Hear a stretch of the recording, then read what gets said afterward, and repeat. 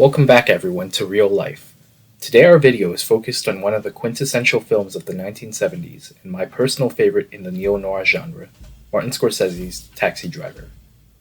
This masterpiece, written by Paul Schrader, is a meticulously edited, sporadically violent, and absolutely chilling look at one man's experience of isolation and alienation from society at large. It is bolstered by an acting masterclass from Robert De Niro, and stellar complementary performances from Jodie Foster, Harvey Keitel, and Sybil Shepherd of Note. I don't want to go into too much detail about plot or theme or the famous You talking to me? scene, which has been extensively covered and referenced. Rather, I'd like to talk about some elements of its composition and what sets this film apart from its other counterparts. Let's start with that introduction. One of my favorite things about it is Bernard Herrmann's score. The loud cacophony of the brass instruments in the fanfare is really unsettling.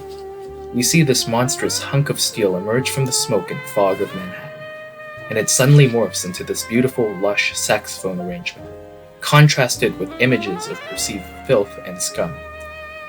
Another thing which I absolutely adore is how the lights in this title sequence are somewhat of a blur.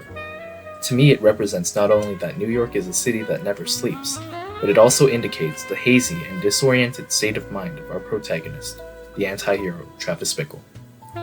It almost suggests to me that what we are about to witness is his own psychotic trip, and I find it interesting how we're never really told if Travis is on illicit drugs of any sort. Although if you do note carefully in the film that he does take some pills throughout, and we're never really told what he is taking. It's almost as if we are being treated to a glimpse inside his mind.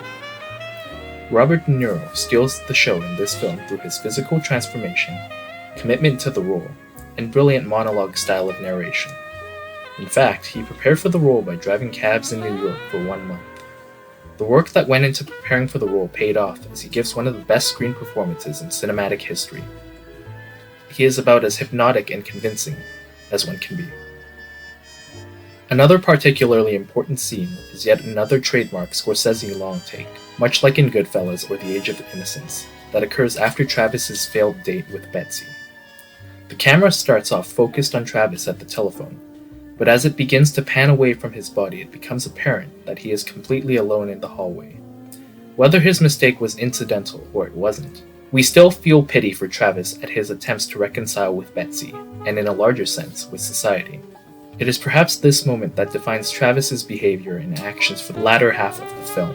Scorsese himself has said that this was the most important shot in the film due to its pan away from Bickle, which suggests that the conversation was perhaps too painful and pathetic to listen to.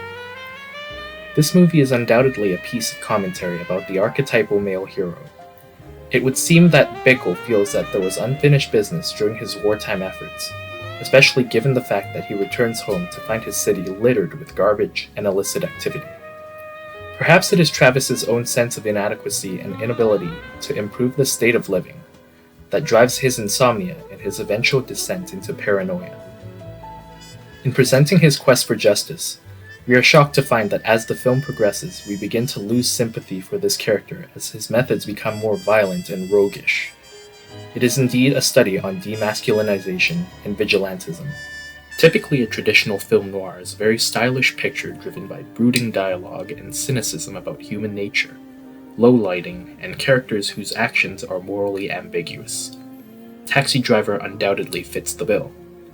However, where it flips the script and throws classic noir conventions out the window is that it pushes the boundaries for the amount of violence and grittiness of the subject matter. Travis Bickle is also a major point of debate regarding the justifications for his actions, whereas in film noir there are slightly more defined heroes, so to speak. Frankly, I absolutely enjoy the fact that the classic conventions of noir are toyed with and tinkered with by the filmmakers of Taxi Driver to bring us something new and a different perspective from what we've seen before in traditional Hollywood films. All in all, this movie is a cultural touchstone which I believe everyone should see at least once.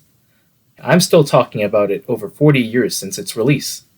If you liked this video, please be sure to give it a thumbs up, and if you want to see more videos like this in the future, please hit that subscribe button down below. Thanks for watching.